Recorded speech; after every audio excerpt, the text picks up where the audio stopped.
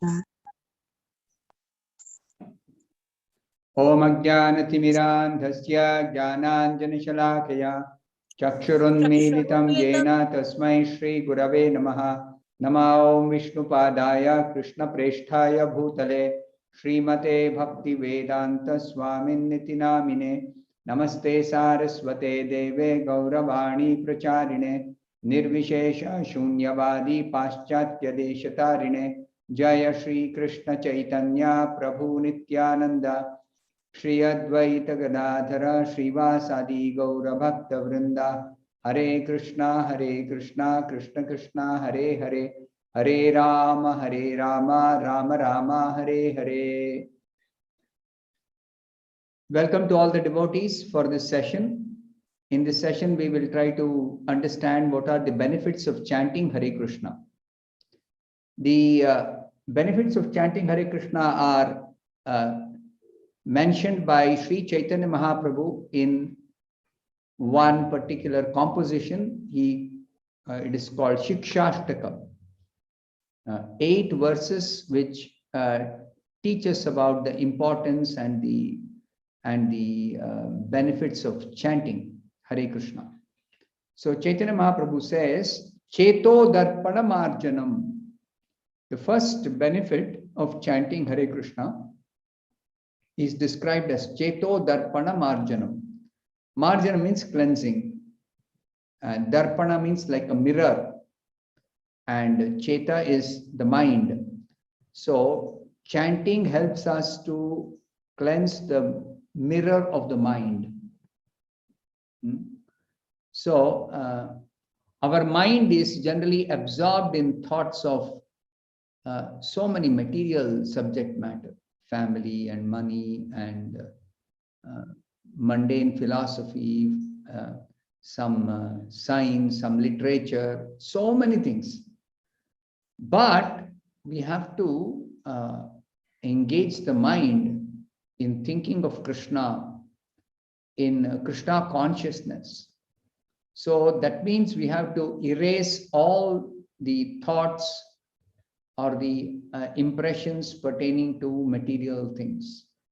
So therefore, by chanting and hearing the Hare Krishna mantra, the mind becomes cleansed of all unnecessary impressions, unnecessary thoughts, material thoughts. And gradually the spiritual thoughts will actually take root within the mind. So cleansing the mind is the first benefit of chanting Hare Krishna, which is very, very, very important, because mind is the central point of any yoga practice, including Bhakti Yoga. If the mind is not engaged or absorbed in this practice, then there is no possibility of our making advancement in spiritual life without the mind.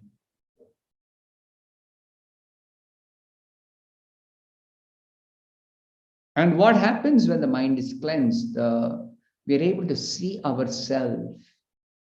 We are able to see who we are. And that's why the word mirror is used, darpana, mirror. Because then we can see ourselves. Just like if I had to see my face, I cannot see with these eyes just like that. I require a mirror in front of me. So similarly, to see our own self, we require a mirror, and that mirror is the mirror of the mind. The past impressions are compared to dust on the mirror. Even if you have a mirror, if there is a lot of dust on the mirror, then you cannot see your reflection. Similarly, we can't see our own reflection in the mirror of the mind, as long as there is dust on the mirror. So to cleanse away the dust, it is possible by chanting Hare Krishna. The second benefit mentioned by Chaitanya Mahaprabhu in the Shikshashtaka is Bhava Mahadavagni Nirvapanam. Chanting extinguishes the blazing fire of material existence. Material existence is compared to a blazing forest fire. It's like in the forest, nobody goes and sets fire in a forest. But somehow, due to friction between two bamboo pieces, and when the wood is very, very dry, there's a spark, and that spark really, leads to the dry wood catching fire, and fire spreads throughout the forest, a dense forest with a lot of trees, and they're all dry. It very quickly spreads and it can destroy a whole forest, this blazing fire. So we are in the middle of blazing fire of material existence. That is, we are always afflicted by some miseries or the other. Some miseries will always be there. And to get freedom from all miseries is particularly birth, death, disease, old age, fundamental miseries. So to get rid of these miseries, we have to take help of chanting Hare Krishna. And then once the miseries are gone, then we feel immediate relief, And next benefit that is described is Shreya Kairava Chandrika Vitaranam Vidyavadhu Jivanam. So, Shreya Kairava, the chanting of Hare Krishna is the waxing moon that causes the white lotus of universal good fortune to blossom. We begin our spiritual life when we start chanting Hare Krishna, actually. And then the remembrance of God will help us to become fully God conscious. We advance in spiritual life as we keep chanting. All our desires will be fulfilled by chanting Hare Krishna. All our desires. Of course, we don't, in a mature state, we don't desire any more material benefits or material things. So it is actually the spiritual desires which will be completely satisfied and fulfilled. And that is the best fortune for anybody. Then the next one is called Vidyavadhu Jivanam. The chanting of God's holy name is the life and soul of all transcendental knowledge. So what is this transcendental knowledge? To know who we are, to know who is the Supreme Lord Krishna, and what is our relationship. So this is actually the knowledge that we really require to obtain, and chanting will automatically lead to that understanding of ourselves, about Krishna, and our relationship. And the relationship is also described as one of love. It is not an ordinary relationship, it is a very special relationship of love.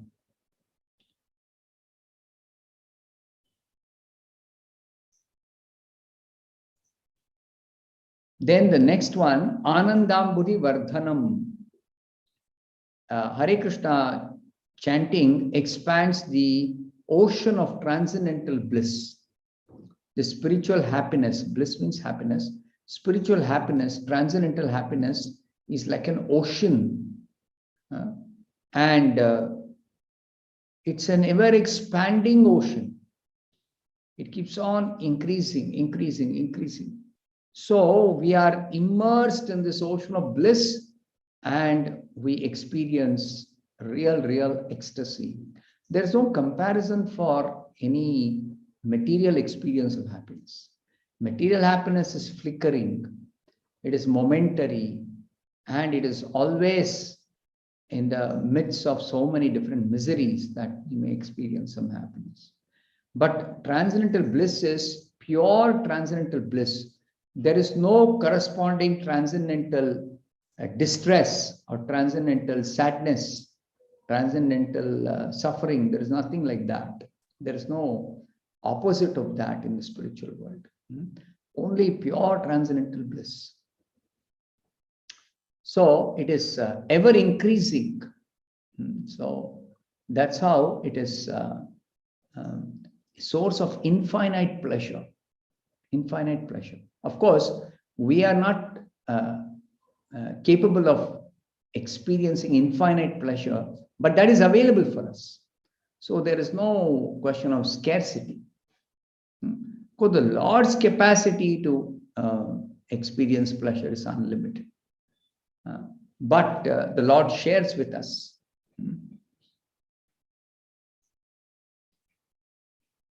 And the spiritual pleasure is always fresh. It is not that we have once tasted and then again we don't want to again experience that, or we don't look for something different or new. No, it is always fresh. It is always something like new. It is the characteristic. Then the next one is Pratipadam Purnamrita Swadanam. We are able to actually taste the nectar for which we are always anxious. That nectar of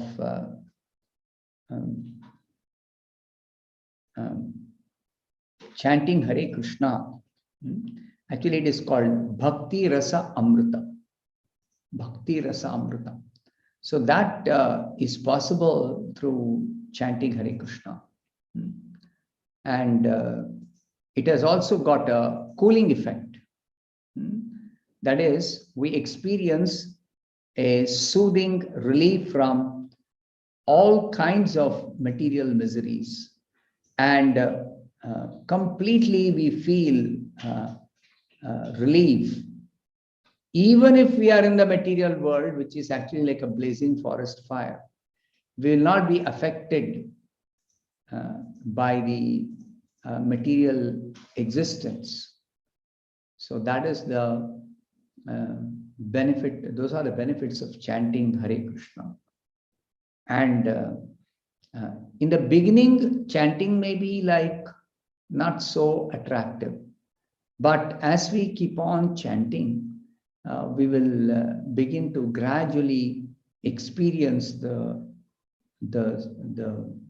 spiritual taste or the spiritual attraction of Hare Krishna. We'll gradually begin to realize that as we keep on practicing chanting and following the other principles also, which help us to get fixed up in devotional service. Now I'll take some questions.